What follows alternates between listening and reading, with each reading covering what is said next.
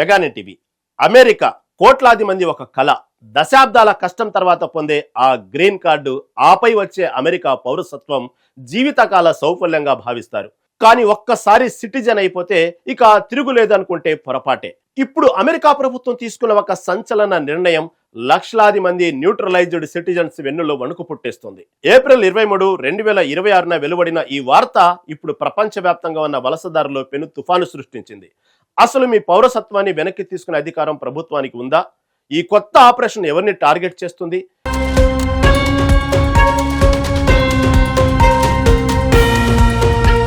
America department of justice ఇప్పుడు ఒక భారీ డెనాటూరలైజేషన్ వేటను మొదలుపెట్టింది.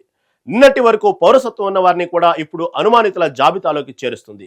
న్యూస్ మ్యాక్స్ తాజా రిపోర్ట్ ప్రకారం గతంలో పౌరసత్వం పొందిన వారు తమ అప్లికేషన్లలో ఏదైనా సమాచారాన్ని దాచినా లేదా తప్పుడు వివరాలు ఇచ్చినా వారి పౌరసత్వాన్ని రద్దు చేసి దేశం నుంచి వెళ్లగొట్టడానికి ట్రంప్ ప్రభుత్వం ప్రణాళికతో అడుగులు వేస్తుంది.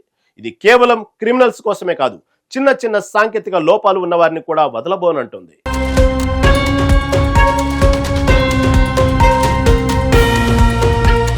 ఈ ఆపరేషన్ లో భాగంగా గత 20-30 ఏళ్లలో రికార్డులను కూడా మళ్ళీ తిరగదోడుతున్నారు. ముఖ్యంగా గతంలో ఏదైనా క్రైమ్ హిస్టరీ ఉండి అది పౌరసత్వం తీసుకునేటప్పుడు వెల్లడించకపోయినా లేదా ఫేక్ డాక్యుమెంట్లతో పౌరసత్వం పొందినా ఇప్పుడు వారి చేతిలో ఉన్న అమెరికన్ పాస్పోర్ట్ చెల్లకుండా పోతుంది. ఒకసారి అమెరికన్ అయిపోతే ఎప్పటికీ అమెరికనే అనే నమ్మకాన్ని ఈ నిర్ణయం తుడిచేస్తుంది. దీనివల్ల వేలాది మంది భారతీయులు కూడా ఆందోళన చెందుతున్నారు. ఎందుకంటే ఏళ్ల క్రితం చేసిన చిన్న పొరపాట్లు ఇప్పుడు వారి జీవితాలను తలకిందులు చేయబోతున్నాయి.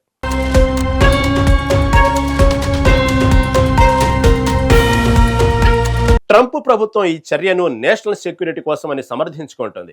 అమెరికా పౌరసత్వం అనేది ఒక ప్రివిలేజ్ అని, దానిని మోసపూరితంగా పొందిన వారికి ఇక్కడ చోటు లేదని కఠినంగా చెబుతుంది.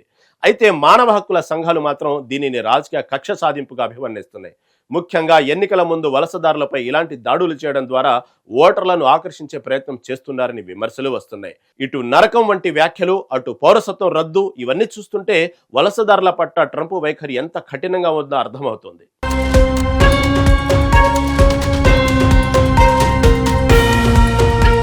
ఈ ఆపరేషన్ వల్ల జరిగే అతిపెద్ద నష్టం ఏంటంటే పౌరసత్వం రద్దయిన వ్యక్తికి మాత్రమే కాకుండా వారిపై ఆధారపడి ఉన్న వారి పిల్లలకు మరియు కుటుంబ సభ్యులకు కూడా ప్రమాదం పొంచి ఉంది.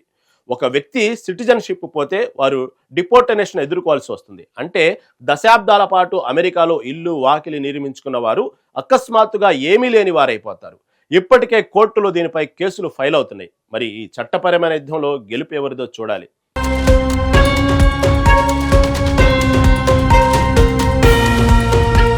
అమెరికాలో పౌరసత్వం పొందడం ఎంత కష్టమో ఇప్పుడు దానిని కాపాడుకోవడం కూడా అంతకంటే కష్టంగా మారిపోయింది. ట్రంప్ సర్కార్ మొదలుపెట్టిన ఈ డీనేచురలైజేషన్ వేట అమెరికన్ డ్రీమ్ను ఒక పీడకలగా మారుస్తుంది.